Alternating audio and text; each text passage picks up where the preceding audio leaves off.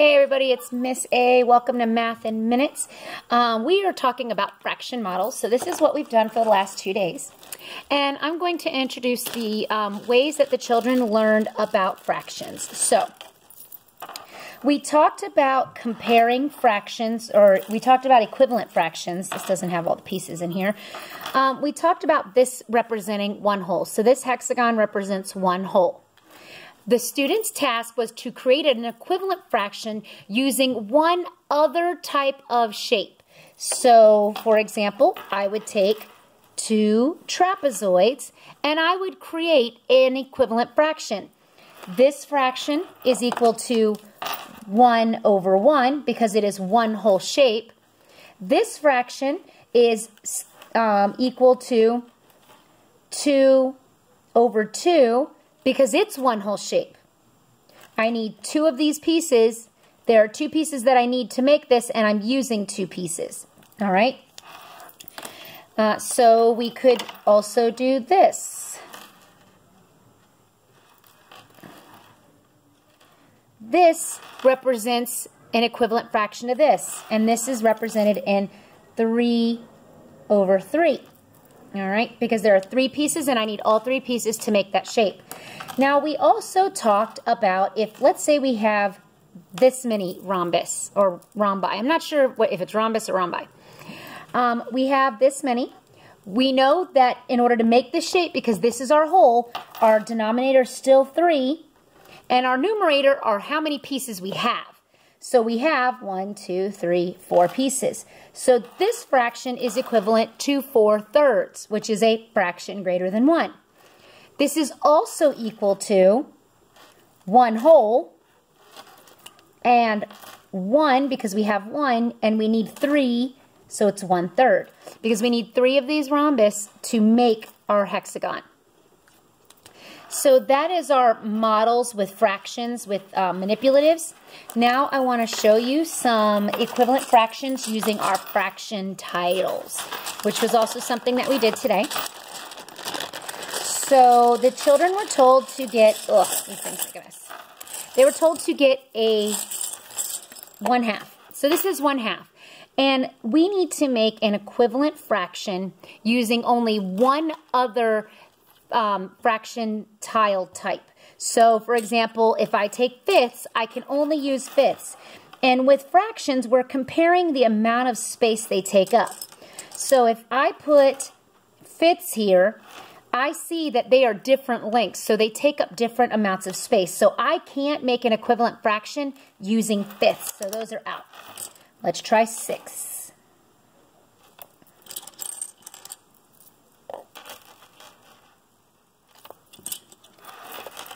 So when I lay it here, I can make equivalent fraction with 6. So this is 1/2. And 1/2 is also equal to, how many pieces do I have? 1, 2, 3. And what is my denominator on this? It is 6. So 1/2 is equal to 3/6. Okay, I'm back. I got some different fraction tiles where you can actually see the fraction. So we just took and we built 1/2 with 3 1/6 tiles, or 3 1/6 tiles. So we count them 1, 2, 3. That's our numerator, and our denominator stays the same. And that's the same thing as saying 1/6 plus 1/6 plus 1/6 equals 3/6. Because denominators stay the same, and you just add numerators. 1, 2, 3. All right, so let's try it with tenths and see if it works out as well. And I'm just going to build it right on here. Miss Baldwin, please dial star 702. Miss Baldwin, please dial star 702. Thank you. All right, it's upside down here. All right, so if I use 1/10 pieces, it does take up the same space. So I just count the number of pieces I use. 1, 2, 3, 4, 5. That's 5. And my denominator is the same, 5/10. So 1/2 is equal to 5/10, or 5/10 is equal to 1/2. So this is what we worked on today. The students do have a homework assignment. Let me go over that.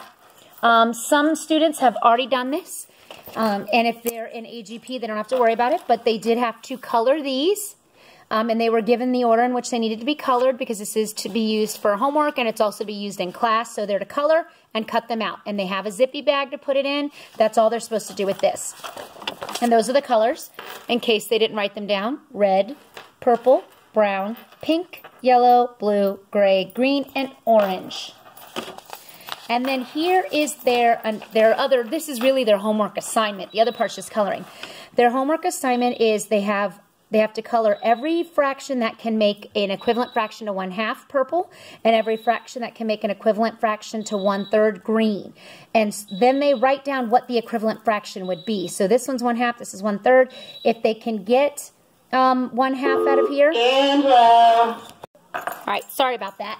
So they have to look at each fraction and see if they can make 1/2. So for example, and I'm gonna work on this one here. Where did my crayons go? I'm a mess. So if I had crayons, they got lost. So if I look at this particular circle, I can see that I can make 1/2 by shading in this and this. And that equals 2/4. So we're creating equivalent fractions. You're going to check the remaining 3 to see if they can also make 1/2. Then you're going to check all 4 to see if they can make 1/3. So looking at this particular one, I can't make 1/3, so there won't be any green shading on here. I'll go here, I'll check and see if I can make 1/2, see if I can make 1/3, and write the equivalent fractions. If I can do them both, I just write it on both sides. I would just put 6 here, and at 6 here, and then this one would be for my halves, and this one would be for my thirds. All right, thanks for watching, everybody. Hope this video helps.